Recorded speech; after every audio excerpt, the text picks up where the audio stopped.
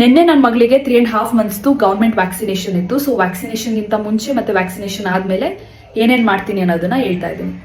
Vaccination time ಅಲ್ಲಿ ತುಂಬಾ cover ಆಗಿರೋ ಬಟ್ಟೆ ಇಲ್ಲ ತುಂಬಾ ಟೈಟ್ ಆಗಿರೋ ಬಟ್ಟೆ ಮಗುಗೆ ಹಾಕಕ್ ಹೋಗಲ್ಲ. ಇದರಿಂದ ಇಂಜೆಕ್ಷನ್ ಕೊಡೋದಕ್ಕೂ ಹಿಂಸೆ ಆಗುತ್ತೆ. ಜೊತೆಗೆ ಟೈಟ್ ಆದ್ರೆ ಮಗುಗೆ ಇಂಜೆಕ್ಷನ್ ಕೊಟ್ಟಿರೋ ಪ್ಲೇಸ್ ಅಲ್ಲಿ ಪೇನ್ ಆಗ್ಬಹುದು.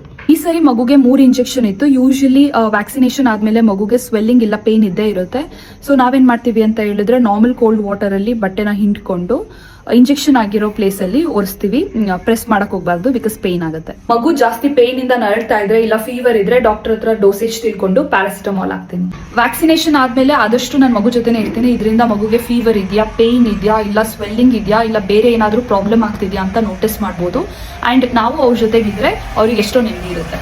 ಮಗುಗೆ ಆದಷ್ಟು ಫೀಡ್ ಮಾಡಿಸ್ತಾ ಇರ್ತೀನಿ. ಇದರಿಂದ ಪೇನ್ ಇಂದ ರಿಲೀಫ್ ಸಿಗುತ್ತೆ ಮತ್ತೆ ಬಾಡಿ ಹೈಡ್ರೇಟ್ ಆಗುತ್ತೆ ಅಂಡ್ ಅವರು ಕಂಫರ್ಟಬಲ್ ಫೀಲ್ ಮಾಡ್ತಾರೆ. ವ್ಯಾಕ್ಸಿನೇಷನ್ ದಿನ ಮಗು weight ಮತ್ತೆ ಹೈಟ್ ಚೆಕ್ ಮಾಡಿಸ್ತೀನಿ ಅಂಡ್ ಯಾವುದೇ ಆಕ್ಟಿವಿಟಿ ಕೂಡ ಮಾಡ್ಸಕ್ ಹೋಗಲ್ಲ, ಬಿಕಾಸ್ ಇನ್ನ ಪೇನ್ ಜಾಸ್ತಿ ಆಗುತ್ತೆ.